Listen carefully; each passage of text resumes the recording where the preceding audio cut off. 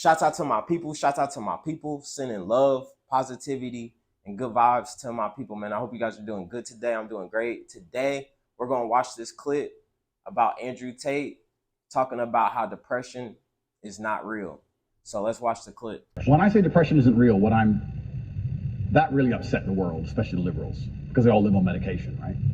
When I say depression isn't real, I'm saying that because I don't believe in things that can take away power from me. If I believed in depression, I would have been depressed in jail. But I can't be depressed if I don't believe in it. If you don't believe in ghosts, how can you be haunted? You have two people in a haunted house.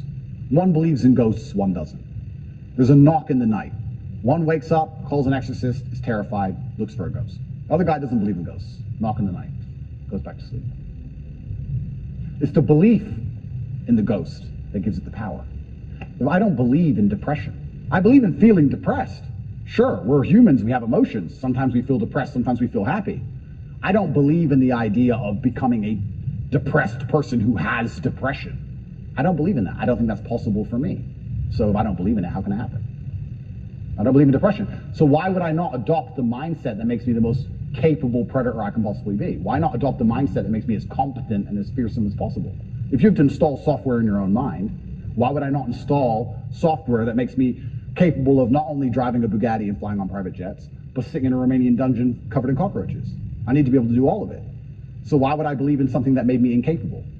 I don't believe in depression because I think that even the belief in and of itself, when you feel depressed, you'll start to consider, maybe I have depression. Then you go see a psychiatrist who tells you you have depression. Then they want you on pills.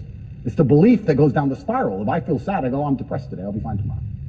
So why, I suspect you're right, or what you're saying is pointing toward truth. That's my personal view.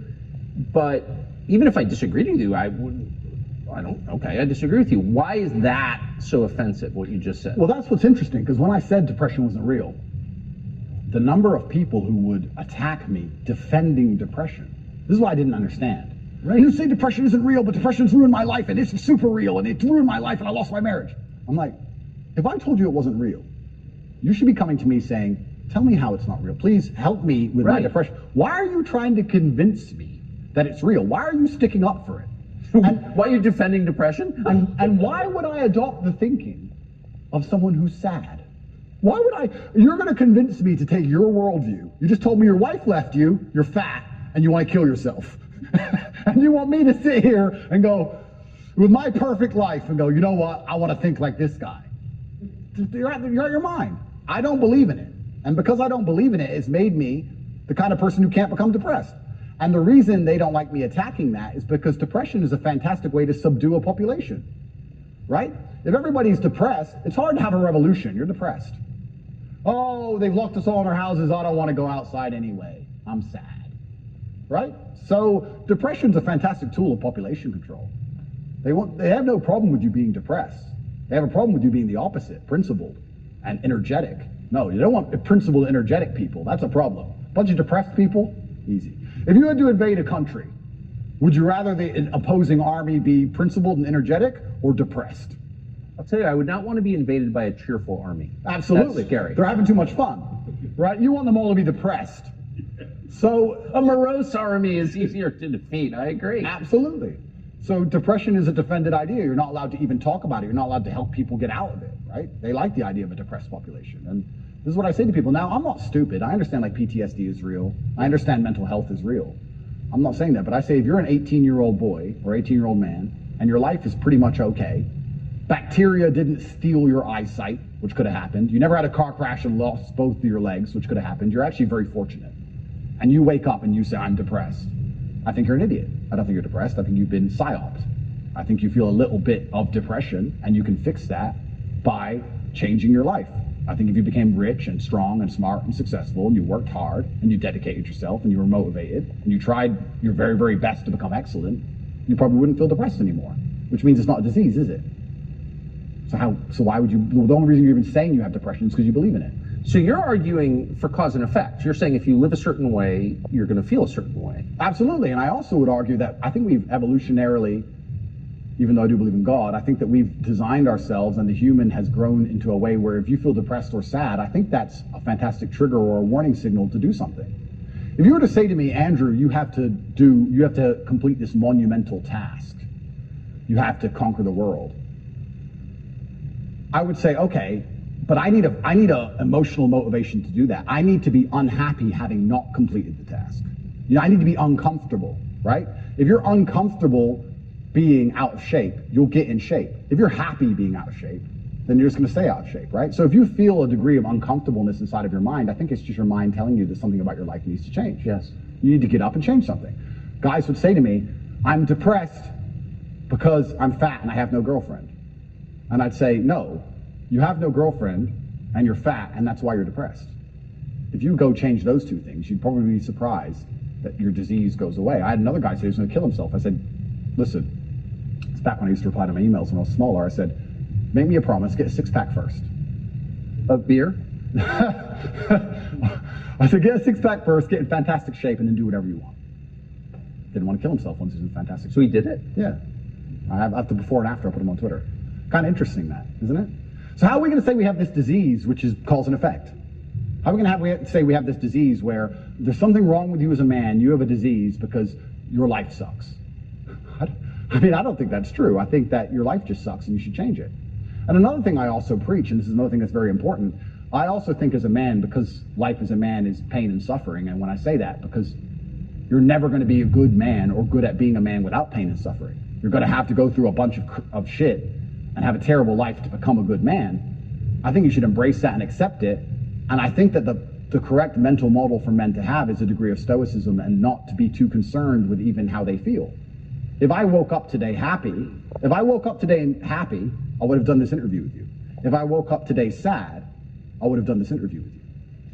What's the difference? Why put so much importance on my emotion if certain things must be done? I must work, I must train, I must see Tucker Carlson, I must resist the Matrix. You've got duties. I've got things to do. So why are we going to sit around and talk about how I feel if it doesn't even affect how I act?